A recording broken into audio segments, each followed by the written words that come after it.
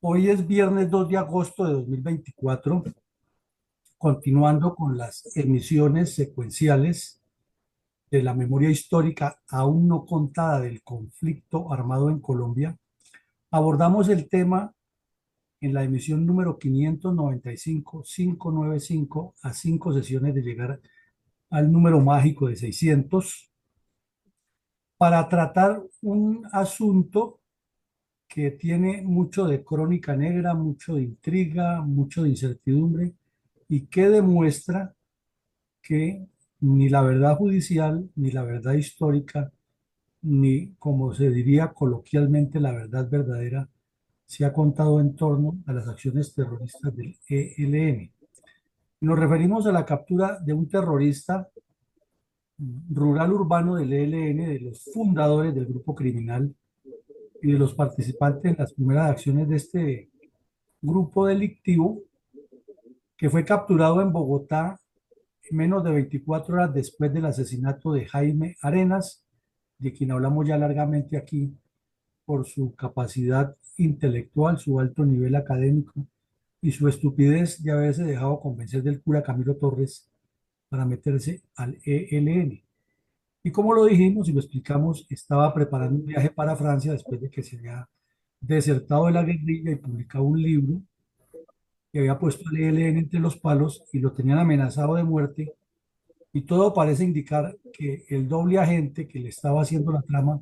era su ex compañero de acciones terroristas, José Vega Díaz, quien se le apareció en Bogotá con el cuento de que él también había escapado del ELN, y Jaime Arenas, al parecer, cayó en la trampa, se dejó engañar y después fue asesinado.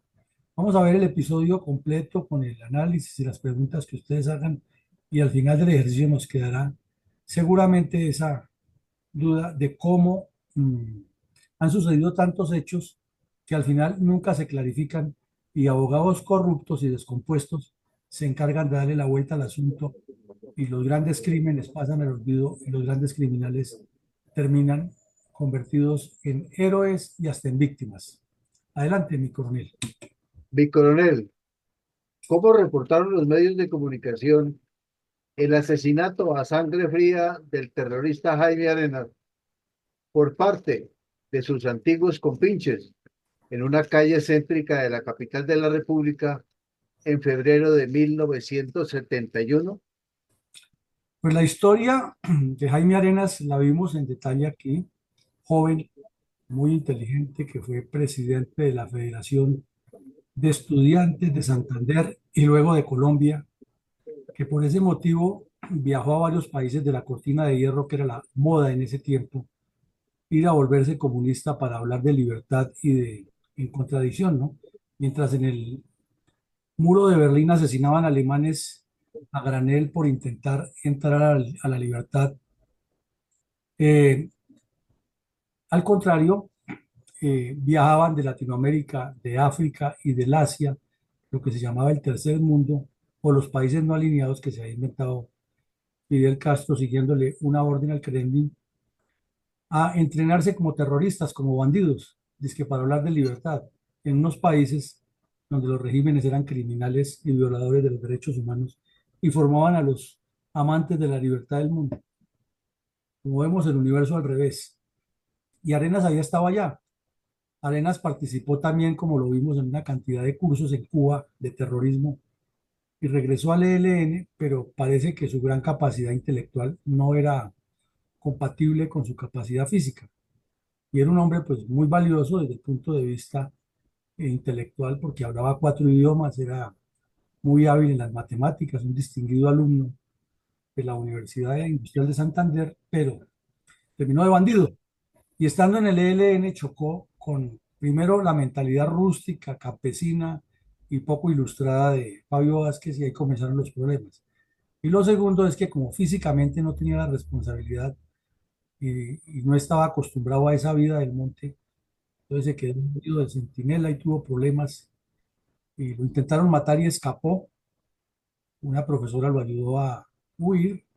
y se vino a Bogotá y fue capturado en Bogotá. Estuvo preso, salió de la cárcel y se dedicó desde cuando estaba en la cárcel a escribir y a relatar lo que ha sido su experiencia como intelectual en la guerrilla. Y eso le costó que lo pusieran en la mira. Entonces fue asesinado cuando el entonces ministro de Educación, Luis Carlos Galán, que era muy joven, le dio una coparticipación en la elaboración de los documentos de educación pública. Y ahí es donde uno se queda pensando qué tan patriota y qué tan transformador era Galán si era amigo de los terroristas. Y eso no lo cuenta nadie, no siempre lo muestran como una víctima del sistema, una víctima de Pablo Escobar, una víctima del narcotráfico. Pero es que Galán también desde joven era muy politiquero y muy oportunista, además muy irresponsable. Pero más irresponsable era el presidente Misael Pastrana, que sabiendo que era un joven de 24 años lo puso de ministro de Educación y los asesores todos eran del mismo estilo, cuando lo que se requiere en la educación siempre es personas experimentadas y con claridad de país. Es más, nos parece que en ese ministerio deberían estar las cabezas más pensantes y más brillantes de un país y no los politiqueros más oportunistas como suele ocurrir. Y lo que es peor, en otros gobiernos, los comunistas de FECODE. Pero bueno, el punto fue que Galán le consiguió una beca en París y estaba ya preparando la ida, pero él no le contaba sino a su círculo cercano que iba para París, entre otros al tal Pelé, al tal Díaz, de quien estamos hablando hoy, Díaz Vargas o Vargas Díaz. Y el domingo anterior al viaje que tenía esa semana, cuando salió a almorzar en uno de los restaurantes que queda por ahí en la calle 17, 18, con carrera quinta, sexta, que en ese tiempo eran muy concurridos, ahora han ido desapareciendo, en una esquina de esas, tres sicarios del ELN lo masacraron. Entonces, pues el sepelio tuvo cierta connotación nacional y además unas acciones irresponsables de algunas personas de cierta prestancia, como el propio ministro Galán, que fue allá porque era su amiguis, pero el general Álvaro Valencia Tovar, que ha sido el comandante de la Quinta Brigada y que también había sido la persona que ha combatido al ELN durante varios años, no él, sino sus tropas, y ahora era director de la escuela militar, se apareció allá en el sepelio también a darse publicidad, porque eso no le corresponde a un general, ni ha debido hacerlo. Y en respuesta, el ELN le hizo un atentado a los pocos días al norte de Bogotá, porque dijeron que él era el responsable seguramente de que este bandido se hubiera desertado del ELN. Entonces, ese escándalo pues generó mucha difusión, mucha publicidad. Se anunciaron, como siempre, exhaustivas investigaciones y nunca se aclaró nada, como lo veremos más adelante. Y para el efecto, el gobierno nacional nombró a un juez especializado para que hiciera la investigación. Gracias, mi coronel. ¿Por qué el gobierno nacional incidió para que la justicia nombrara un juez especial para investigar el acto de sicariato comunista cometido por el ELN contra su antiguo compinche, el ahora desmovilizado terrorista Jaime Arenas Reyes, en hechos ocurridos en el centro de Bogotá el último domingo de febrero de 1971? Pues, mi coronel, si miramos las cosas en blanco y negro, fue una vendetta entre bandidos, ¿no? Fue la venganza de unos bandidos con otro terrorista que les falló. Esa sería una explicación muy clara y concreta. Pero también si miramos la historia nuestra y el comportamiento de los dirigentes políticos, no se sabe quién fue más politiquero y más figurón, si Misael Pastrana Borrero o su hijo Andrés Pastrana, infortunadamente ambos presidentes de Colombia, y ambos actores en dos etapas fundamentales de la historia del país en los últimos 30 años del siglo XX y comienzos del siglo XXI en Colombia. Entonces, cuando asesinaron a Jaime Arenas, pues como todo crimen es repudiable, pero debe mantener cada quien su estatus y su nivel que le corresponde. Eso no era un problema de la presidencia de la República, eso era un problema de la justicia y de los jueces de Bogotá, de la jurisdicción donde ocurrió el asesinato. Entonces, como Galán era ministro de Educación y lo tenía de auxiliar, y el Tiempo se había encargado de darle hasta columna y análisis y, no dicho, un terrorista se ha convertido en el que nos trazaba el destino del país porque su capacidad intelectual era buena, era alta, y eso pues no lo adecuado porque entonces desde el Ministerio de Educación estaba coadyuvando era la teoría marxista, porque eso sí lo confesaba que él nunca cambiaba su mentalidad y que las peleas que él tenía con el ELN eran por procedimiento, más no por ideología. Entonces el gobierno nacional se puso al frente, mejor dicho, si el señor Pastrana y el señor Galán hubieran podido ser los jueces, se han dedicado ellos a investigar y a sustanciar los expedientes. Y repetimos que un general de la República que ha combatido terroristas o sus tropas, que han muerto soldados bajo su mando, vaya al entierro de un terrorista, eso sí ya es el colmo. Pero es Colombia lo que nos caracteriza y esa ha sido nuestra historia siempre. Y por eso decía con sobrada razón el señor Indalecio Líbano Aguirre que las galerías de prohombres están llenas de mediocres en el país. Mi coronel, ¿por qué fue capturado en Bogotá el terrorista del ELN José Vargas Díaz, alias Pelé, en marzo de 1971? Pues mi coronel, ahí comienza, digamos, un novelón oscuro de lo que es la ineptitud de la justicia, de lo que es la corrupción de todos los abogados leguleyos santanderistas que tenemos en el país que encuentran mil razones para argumentar todas las falsas que se inventan y para demostrar que los medios de comunicación lo que son es amarillistas, que no hay profundidad analítica, que nunca se cuestiona nada de eso, sino que se ponen a publicar con tal de llenar espacios. Pues resulta que producido el ataque terrorista y la muerte del señor Arenas, pues se comenzó la búsqueda y con toda esa presión que estaba haciendo el gobierno y nombramiento de juez especializado y declaraciones del ministro de Educación, declaraciones del presidente, presencia del general Valencia, director de la Escuela Militar, y uno me pone a pensar qué ejemplo o qué moral le daba a los cadetes en ese momento que estaban haciendo curso para ser oficiales y a los oficiales de planta de la escuela, cuando el general que debía dar una visión de país estaba politiqueando para que lo vieran los medios, que él era el hombre más brillante del país que estaba en la guerra y la paz y que no lo llamaban los guerrilleros, sino mis adversarios ideológicos y políticos. O sea, politiquería barata por todos los lados. Entonces, el DAS, que era como la mano derecha que tenía la Dirección Nacional de Instrucción Criminal, pues comenzó a buscar pruebas y los que condujeran y de alguna manera se enteraron que este bandido que decía ser desmovilizado, que había llegado con familia completa desde Bucaramanga y había montado un falso consultorio de odontología, escuchen bien, un falso consultorio de odontología en la calle 10 con carrera 12, que nunca ha sido un buen sector para la vida de la ciudad, y menos en esa época que ya comenzaba a llenarse de lupamares, de lupanares y prostíbulos, y cantinas de mala muerte, ventas de droga,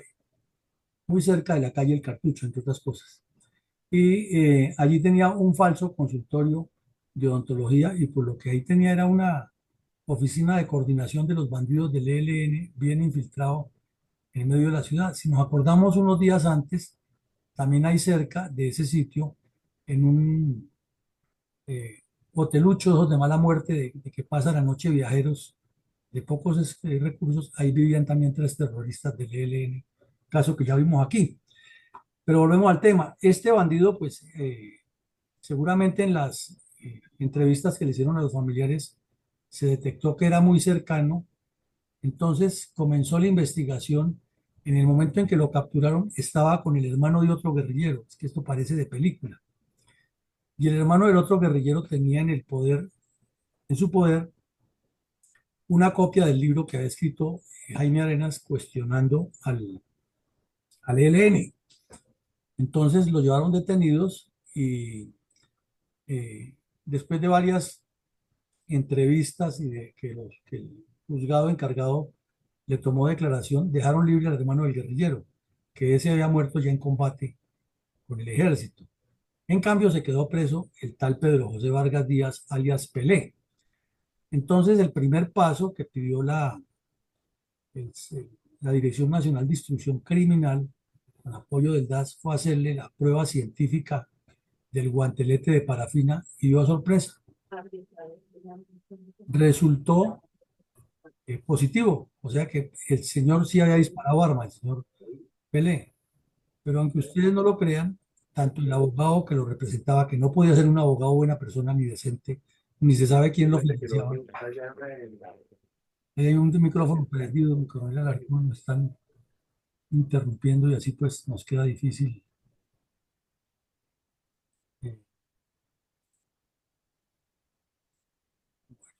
Entonces le hicieron la prueba del guantelete de parafina, resultó efectivo y tanto el abogado como el juez le dieron largas y que era que el bandido se había venido hacía un tiempo de la guerrilla, que él sí reconocía unas cosas, pero que era que había disparado un arma, pero que era que le quedaban algunos residuos, pero que el arma no la había disparado en Bogotá, pero que fue que por allí, que yo no soy, que yo no fui, que fui otro. Y conclusión, esa prueba no sirvió para nada cuando el DAS la presentó y es evidente que el tipo estaba ahí. La gran disculpa que sacaron es que, o la gran argumentación que dio el abogado para sacarlo del enredo, fue que los tres hermanos de Arenas conocían muy bien a Vargas Díaz porque han estado varias veces inclusive almorzando o hablando de política en el apartamento de Arenas y que sabían quién era. Entonces que sería ilógico que el bandido hubiera participado en ese crimen y que pues ellos decían que no, que entre los tres, inclusive en una fila de reconocimiento que se usaba en ese tiempo, no lo ubicaron, no dijeron que era él, pero es que una cosa es lo que se ve o lo que dicen los testigos en un lugar donde ocurren acciones muy rápidas y otra cosa es lo que pudo haber pasado. Máxime que fue de sorpresa, un día domingo, le dispararon por la espalda y de frente y entonces en el susto de los familiares es imposible que hayan identificado y que tuvieran el retrato, la memoria fotográfica de que me hicieron esos hechos.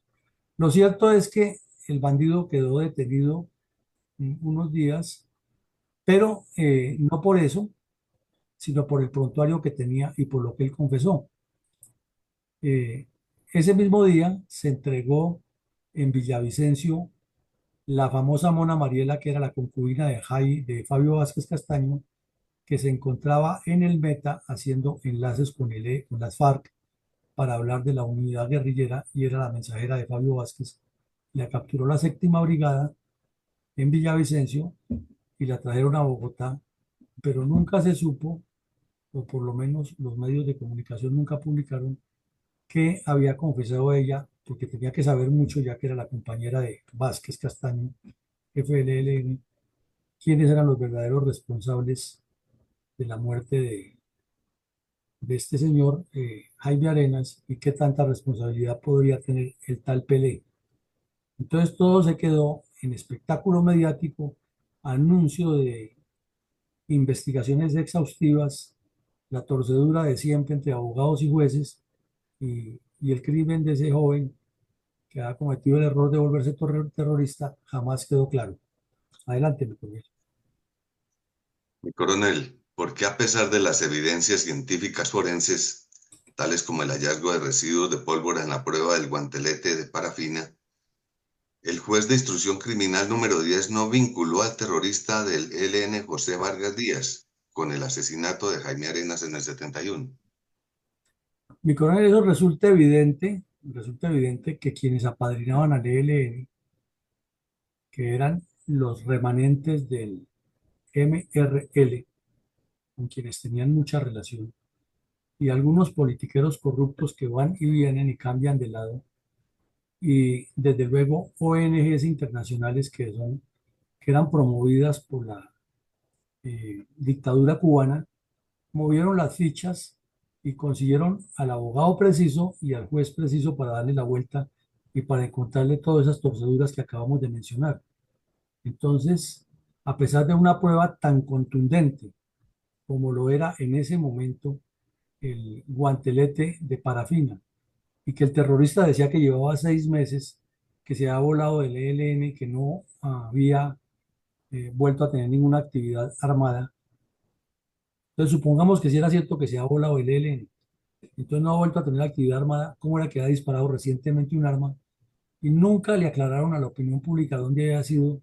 y las versiones fueron contradictorias, que era que fue una finca en no sé dónde, que no fue allí, que es que lo más posible es que la última vez que disparó le quedó la absorción atómica eh, impregnada en la piel. Lo cierto es que nunca se aclaró ese hecho y entonces con leguleyadas de va y viene eh, no se le pudo probar nada. Si no es porque ya había sido condenado en un consejo de guerra en ausencia por haber participado en el asalto al tren pagador que cometió Fabio Vázquez Castaño en contubernio con un periodista mexicano, Renato Menéndez, que vino es que entrevistarlo y lo que venía era a filmar ese asalto, que ya lo vimos también aquí en otro episodio, pues este bandido hubiera quedado libre y no hubiera pagado un día de cárcel. Por lo menos pagó unos años, pero siempre estuvieron los abogados del ELN tratando de dejarlo libre y al fin lo dejaron libre como veremos más adelante. Entonces uno se pregunta, si era un desertor, ¿por qué el ELN le pagaba abogados y por qué tanto movimiento de ONGs y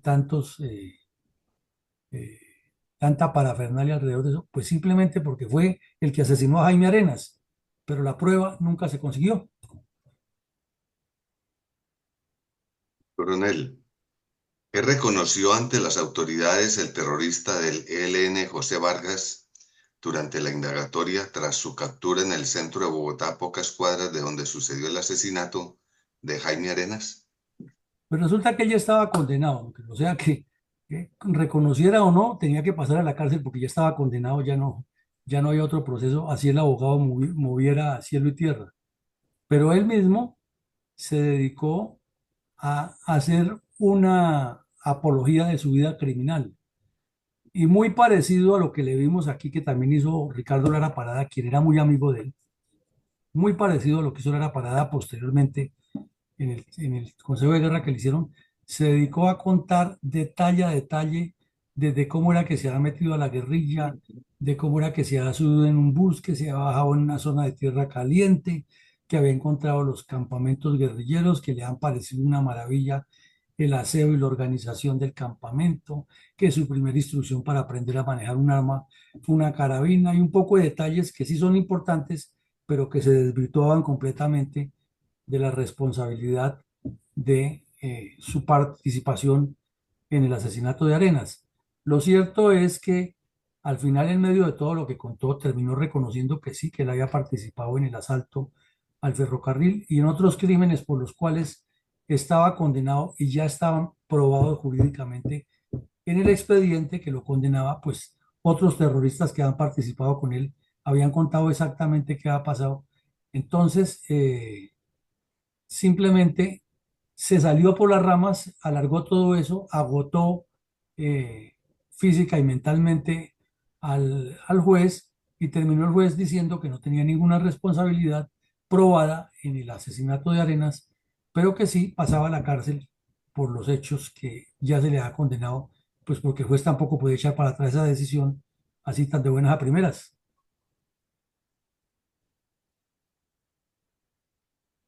El coronel, ¿por qué se informó inicialmente en los medios de comunicación que Colombia había suspendido el proyecto maderero Canare Opón? Pues mi coronel, resulta que eh, había un proyecto maderero que era financiado por una empresa alemana y por Colombia para explotar 123.000 hectáreas de madera, reforestarla y seguirla explotando. Y se construyeron unos campamentos grandes. Y en esos campamentos trabajaban unos ingenieros alemanes y trabajaban unas personas que tenían que ver con la actividad comercial e internacional de la llevada de toda esa madera para producir muebles y otros elementos de uso doméstico y de uso comercial en Alemania. Entonces el ELN había comenzado por medio de Ricardo Lara Parada a extorsionarlos y la empresa se negaba a pagar porque decía que tenían un proyecto completo de desarrollo para el país y que además habían hecho todo un esquema de acuerdo con las comunidades y había una gran cantidad de empleos, especialmente para las mujeres campesinas, lo cual era muy novedoso en Colombia, ya que la mujer campesina no tenía ningún acceso al mercado laboral, distinto a venir a las ciudades a trabajar como empleadas de servicio o aseadoras. Entonces aquí ya les daban unos cursos de formación y las que tenían más capacidad académica terminaban hasta de auxiliares contables o de y la parte administrativa de los depósitos. Otras pues también aprendieron la técnica del aserrío con las herramientas y las tecnologías de la época alemanas que eran muy adelantadas y otras hasta de conducción de vehículos. O sea, era un cambio trascendental. Entonces todo eso argumentaba la empresa alemana. Pero Fabio Vázquez Castaño era un ampón, era un criminal, él no le importaba eso. Y él lo que quería, dinero y explotar, y con el cuento de su falso nacionalismo que les metían los comunistas de Cuba contra la empresa privada extranjera y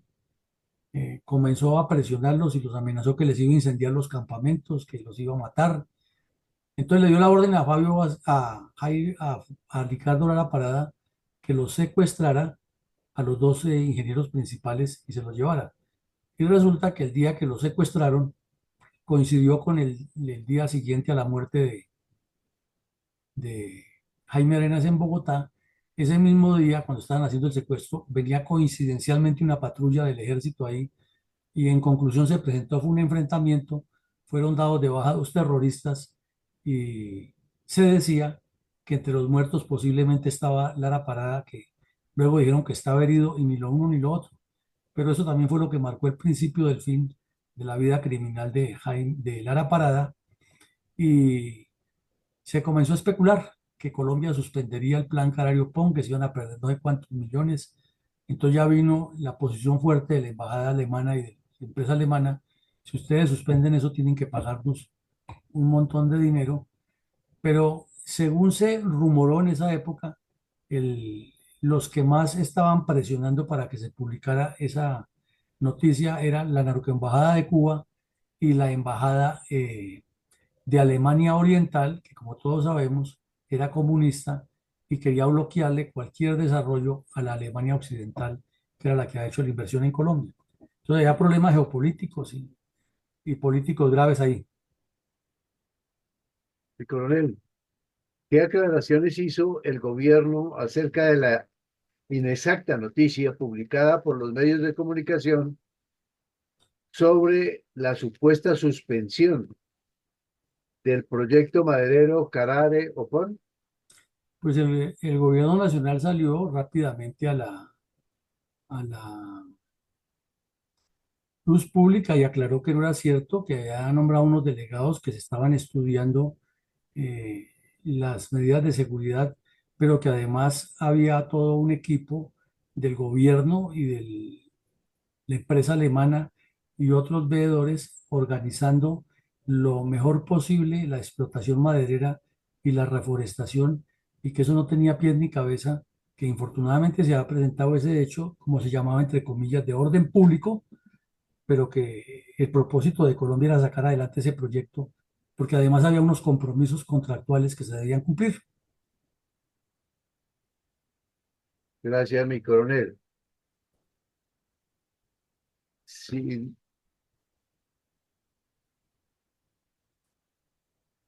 ¿cuál era la realidad del por siempre congestionado e ineficiente sistema judicial colombiano? Pues en ese momento había paros, todos los meses había paros de la justicia y paros de los educadores, o sea, dos de los sectores neurálgicos de la vida social y política del país mantenían poniendo a la ciudadanía en jaque. Hasta ahora estaba tomando alguna fuerza la educación pública y los niños de bajos recursos o de familias de bajos recursos. Hasta ahora comenzaban a producir ese cambio educativo que se dio como consecuencia de la migración de muchas familias campesinas a las ciudades y a que los gobiernos se vieron forzados por los planes que les impuso la Alianza para el Progreso y que le estaba imponiendo la misma OEA y cabeza de Estados Unidos a que se aumentara la tasa educativa y que los niños colombianos como mínimo tuvieran quinto de primaria, que se decía coloquialmente en ese tiempo que supieran leer, escribir y hacer las cuatro operaciones matemáticas. Por lo menos eso ya se le estaba exigiendo públicamente al Estado colombiano y había preparado una gran cantidad de maestras y maestros, como se les decía en ese tiempo. No se les decía el profesorado, sino los maestros y las maestras. Y resulta que esta gente estaba infiltrada por el Partido Comunista y no había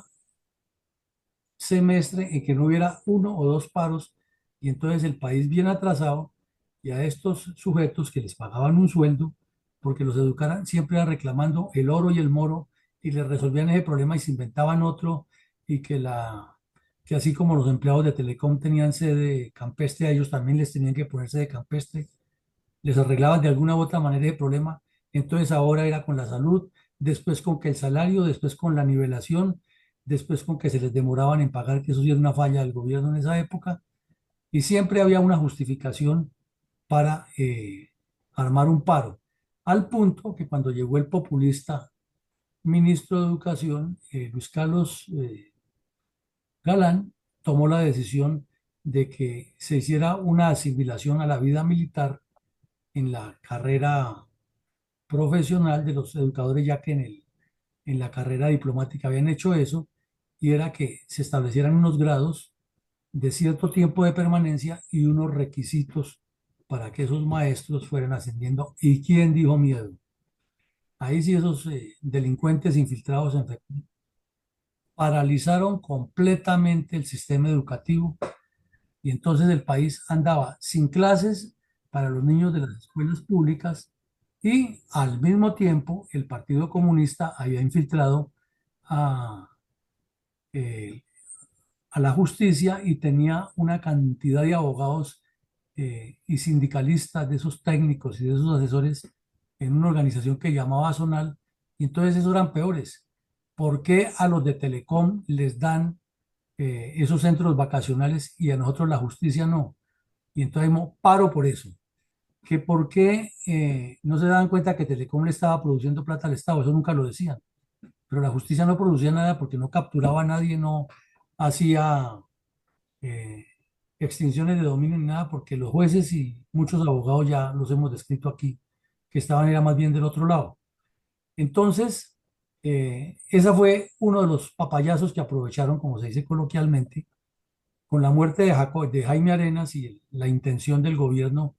de que esa exhaustiva investigación llegara hasta las últimas consecuencias. Entonces, inmediatamente hicieron un plan tortuga y le presentaron al gobierno, es que si no nos da todo esto, ¿cómo hacemos? Es que si no hay hojas en los juzgados, ¿qué hacemos? Es que fue, que era, que no sé qué. Y conclusión, entonces, parálisis parcial de la justicia y una gran cantidad de expedientes o de personas privadas de la libertad que aprovechaban inmediatamente los abogados, los habeas corpus y las limitaciones legales de las cuales Colombia ha pertenecido, lo mismo las dos instancias y todas esas cosas, y como los jueces no cumplían, entonces a las pocas instancias que estaban trabajando a plan tortuga, ahí sí le llegaba la corrupción y sacaban libres a todos los bandidos. Por ejemplo, lo de la segunda instancia. Si no se hace, pues entonces tocaba dejarlos libres porque no se ha cumplido con el debido proceso. Y esos son nuestros abogados en Colombia. Pésimos defensores de los derechos las garantías nacionales, pero artistas exclusivos para expoliar al Estado y para recurrir a tojas leguleyadas. Entonces ahí nos quedó esa realidad y tuvo el gobierno que ceder en un montón de cosas para que se pudiera por lo menos hacer la investigación del señor Jaime Arenas. Increíble. Mi coronel, hay esperanzas de que el gobierno Petro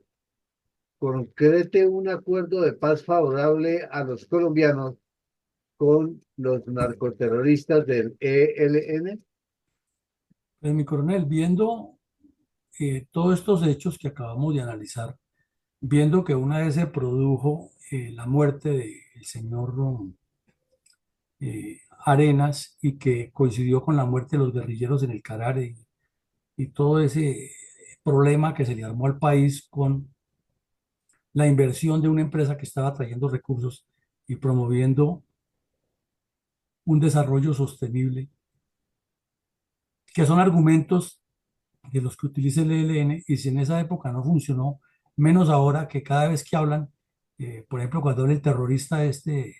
Israel Pineda, alias Pablo Beltrán, él habla es como si fuera el dueño del país, con una voz de cura de pueblo, con un estilo muy monacal, y siempre da a entender es que la única solución es que el Estado pase a órdenes de ellos. Entonces, pues ni el señor Petro podrá concretar nada, ni los bandidos van a ceder en sus intenciones, y lo que tenemos es más prolongación de la violencia total que no vemos ninguna posibilidad de que eso avance. Mi coronel, sin duda que nuestros soldados y policías asesinados por los grupos terroristas, así como los campesinos que han padecido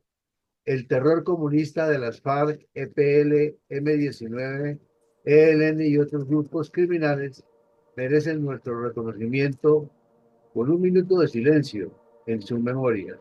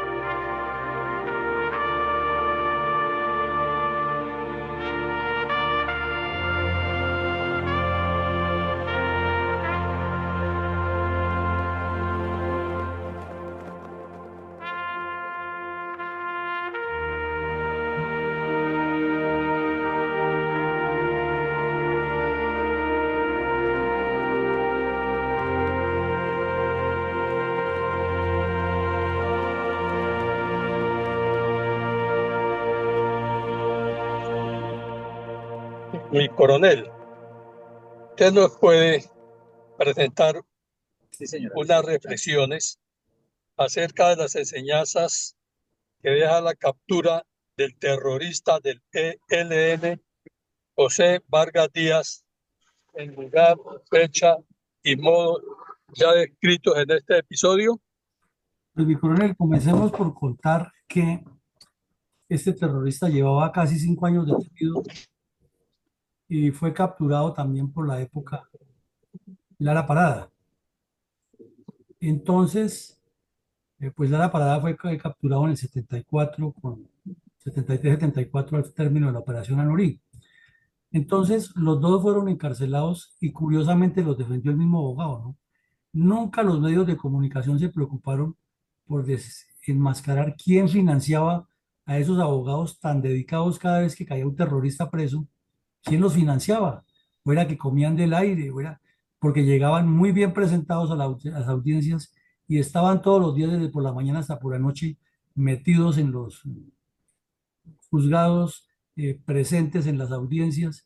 Y uno dice, bueno, ¿y estos tipos quién los mantenía o de qué vivían? No, nadie explica. Pero pues obviamente era el terrorismo del ELN el que los financiaba como lo sigue financiando ahora. Entonces ese abogado comenzó a armar toda una trapisonda santanderista de las leguleyadas de que allí que le faltó, que la coma, que el punto y coma, que fue que en el momento en que se le notificó no estaba, que lo notificaron a las 6:03 de la tarde y que la notificación tenía que ser hasta las 5:59 y un poco de vagabunderías que solo han conducido a que la justicia no cumpla.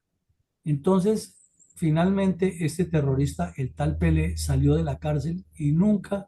se volvió a saber qué pasó con él. Lo más seguro es que murió de viejo, porque ya tendría, si viviera, 90 años, por allá de instructor de algún grupo terrorista de estos, o en alguno de los países donde el comunismo ha hecho tanto daños como Centroamérica. A lo mejor terminó allá metido de instructor. Eh, entonces todos esos crímenes del ELN en la etapa inicial están olvidados y fueron muy atroces: el asesinato de su mismo compinche Arenas, el asalto a Simacota, el asalto al Papayal, el asesinato de unos policías en el aeropuerto de Bucaramanga, eh, secuestros, atentados terroristas, muchas acciones que nadie las recuerda, campesinos por montones asesinados, las mismas purgas internas que hacía Fabio Vázquez Castaño. Todo está olvidado. Y se han sentado ya varias delegaciones a hablar con el ELN y no hablan sino de ir hacia adelante. Y el bandido este Israel Pineda, que es el más hábil, que parece un cura de pueblo, con su vocecita pasito y sin ni siquiera enfadarse, le va dando la vuelta al asunto. Y es que estos hechos ocurren porque el Estado nos ha asesinado y entonces nosotros tenemos que defendernos, pero ninguno de esos negociadores mediocres que van allá, como los que hay ahora, tienen la capacidad de decirles la verdad y decirles esto pasó, respondan por esto, porque además en cada gobierno hay una agenda: es busque la paz, acomode lugar y perdón y olvido, y eso sí que le favorece a los terroristas. En segunda medida, estábamos, cuando ocurrió este hecho, en una etapa inicial de la estrategia del crecimiento del ELN, que resultó a todas luces efectiva, porque es increíble cómo reclutaban y reclutaban estudiantes y gente de cierto nivel y cómo conseguían recursos para financiar toda esa estructura que costaba dinero. Porque montar una fachada en un sitio donde se pagaba el arriendo y se tenía una familia viviendo y se preparaban crímenes en Bogotá, y al mismo tiempo vimos la semana pasada elaboraban publicidad y tenían otros grupos y todos por separado. Eso requiere recursos, tiempo, organización y una dirección mucho más pensante que la que tenía un bandido como Fabio Vázquez Castaño, cuya mentalidad era asesinar gente. Eso indica que los curitas de la teología de la liberación estaban metidos hasta los tuétanos y que quién sabe cuántas limosnas de esas que recogían en sus capillas terminaban era financiando al ELN. Lo mismo, aquí nos queda como reflexión la enorme cantidad que históricamente ha tenido Colombia desde recién pasada la independencia de abogados y jueces corruptos, que son los responsables de que el país esté como está, porque los politiqueros y los bandidos hacen todas las componendas y son esos abogados y esos jueces que hablan de lo divino y lo humano los que le encuentran el punto y coma, el párrafo, el prepárrafo, la conclusión, el alegato judicial y todas esas terminachos que usan para justificar y siempre legitimar la acción de los violentos, la acción de los delincuentes y el daño a Colombia, que es progresivo y constante. Sin duda, la doble moral o la inmoralidad de López Miquelsen, lo hablábamos ayer y lo resarcimos hoy, facilitó muchísimo el crecimiento del ELN. El MRL fue como una plataforma de lanzamiento, fue como un tanque de oxígeno permanente para el ELN, y fue como el punto donde podían enmascararse como supuestos liberales y a la vez ser militantes comunistas y a la vez reclamar derechos y encontrar gente que los respaldaba desde el Congreso de la República y de distancias políticas, porque ellos no eran bandidos, sino que estaban era luchando por transformar un país en el cual tenían un gran líder, que era el compañero jefe Alfonso López Miquelsen, el hoy prohombre de la patria, que ratifica la definición que hizo Indalecio Líbano Aguirre de esos prohombres, que hasta en los billetes aparece como un gran personaje de la historia. Entre tanto, se evidencia que en esa época, mediante la violencia, la trapisonda, las componendas con dirigentes políticos corruptos y la acción perversa de abogados descompuestos, el ELN y las FARC fueron creciendo matemática, geométrica y geopolíticamente, hasta el punto de ocupar corazones geoestratégicos que les facilitaron una proyección y que 60 años después los mantienen vigentes en la vida criminal del país. Aquí ya estábamos en el último periodo de los 4 del Frente Nacional y se nota a leguas que este es como el puntillazo del fracaso de ese embeleco que montaron los señores Laureano Gómez y Alberto Lleras para repartirse el poder entre ellos y no pensando en el país. Y el señor Pastrana, papá, le dio la sepultura a ese Frente Nacional en el último periodo, producto de una elección bastante cuestionada en la que fue nombrado presidente de la República, y su hijo, 25 años, 26 años después, hizo exactamente lo mismo. Sepultó al Partido Conservador y le abrió el boquete más enorme que han conseguido las FARC para legitimarse. Y si no es porque Estados Unidos mete la mano y promueve un plan Colombia que luego Pastrana muy hábilmente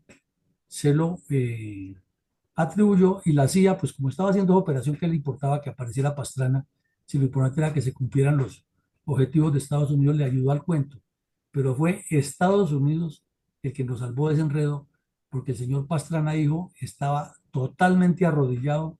y plegaba a los bandidos en el Caguán buscando un premio Nobel de Paz. Entonces, así como el papá de Pastrana le dio el puntillazo al fracaso del Frente Nacional, el hijo le dio el puntillazo al partido conservador, que no volvió a levantar la cabeza desde ese momento y nos puso a puertas de que estuviéramos hablando de camarada y amigo, que Fidel Castro y su dictadura fueran los que gobernaran a Colombia. En esa época también quedó muy claro en los nexos con terroristas internacionales y cómo había todo un entorno desde el exterior para hacerle daño al país. Todo eso nos corrobora una pregunta que ya se hizo hoy en el auditorio, y es si hay algún augurio positivo en las negociaciones de Petro con el ELN y las FARC, y podríamos concluir que no, porque son tres grupos que se originan en el mismo momento por las mismas razones de las pugnas del comunismo, y que ahora con el narcotráfico de por medio como motor, mucho menos van a ceder. Entonces, augurio negativo para las negociaciones de Petro, y pasemos a escuchar las conclusiones de mi Cornelio Alarcón. ¿Cómo no, mi coronel? Las conclusiones de hoy se titulan Bandoleros, politiqueros, violencia y corrupción rampante. Con el programa de hoy, en nuestra memoria histórica, vamos a tener en cuenta dos parámetros importantes. El primero hace referencia al reclutamiento de sus integrantes, aprovechándose del convencimiento en colegios y universidades y también de la acción obligatoria de la fuerza a costa de sus propias vidas y utilizando en la mayoría de los casos los hijos de nuestras familias campesinas en todo el país. El segundo es el aprovechamiento sin miramientos ni respeto por la dignidad humana y el fruto de los esfuerzos de vida del pueblo humilde y trabajador, que por lo general es de estrato campesino, del por más de 60 años se encuentra enquistado en nuestro país. Tripartidismo, dos frentes, dos fronteros activos en muchas de las acciones violentas, pero con un tercero clandestino que apunta para allá y para acá. La suma de estos dos parámetros y otros más es el fiel cumplimiento del plan estratégico del Partido Comunista, que con manejo inocente de yo no fui, increpan en los grupos narcoterroristas en sus respectivos planes estratégicos, producto tal como lo vimos ayer y hoy, de las resultantes de las conferencias guerrilleras desarrolladas. Esto nos permite concluir por simple análisis que los politiqueros de turno han sido los causantes a ultranza de toda la violencia generalizada en nuestro país por más de 6 décadas. El tripartidismo incluye la radical intervención del Partido Comunista y su influencia en los demás partidos tradicionales. Los medios de comunicación son grandes artífices de esta situación, pues su poco sentido investigativo y sí el sensacionalismo y el embellecimiento de algunos hacen aparecer exageradamente dotes que los asesinos y criminales no tienen y que jamás se han detenido a demostrar con seriedad, dándoles de virtudes y magias todopoderosas y milagrosas que tampoco tienen, logrando que en vez de rechazo se produzca simpatía y seguidores. Politiquería y bandolerismo deben ser tenidos en cuenta por todos nosotros en Colombia, pues no podemos seguir con el silencio cómplice y sí buscar una salida con ofertas como las de un partido nuevo y sin corrupto historial. El no hacerlo nos obligará a seguir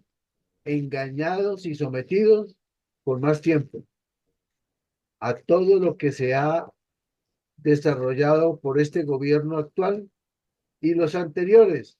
porque hay evidencias contundentes de esto. En nuestra página web de la Fundación Excelencia, Liderazgo y Transformación, vamos a llegar a los 600 programas y todos estos están allí disponibles para que puedan ser vistos y analizados una y otra vez para, por Dios, que no volvamos a caer en las mismas y que nuestros héroes caídos justifiquen su entrega en defensa de la vida, honra y bienes del pueblo colombiano. Muchas gracias, mi coronel. Bueno, mi coronel, muchas gracias. Entonces, en conclusión, con lo que usted apunta, con lo que usted acota, repetimos lo mismo que dijimos ayer. El problema grave de la violencia política en Colombia se origina en los partidos políticos que no existen como instituciones para promover desde su ideología y desde su programa el desarrollo del país, sino para promover la polarización en aras de quién coge más y, digámoslo vulgarmente, quién roba más. En segunda medida, el narcotráfico, que se convirtió en el motor que impulsa esa violencia. Y en tercera medida, los mismos grupos armados con su estructura interna que han desvertebrado la sociedad y han afectado la organización nacional. Entonces, llegamos al final del ejercicio en el día de hoy. Los invitamos esta noche, tenemos una buena conferencia, una videoconferencia analítica de la importancia estratégica de la campaña libertadora, en qué incidió eso en Colombia y en el continente, y cómo nos proyectó después dentro del entorno nacional e internacional y geopolítico. Y el lunes retornaremos con la memoria histórica y con nuestras actividades, porque tenemos muchos temas para seguir analizando en todos estos campos de formación político-estratégica. A todos, muchísimas gracias, un feliz día y que Dios nos siga acompañando. Gracias, feliz día para todos.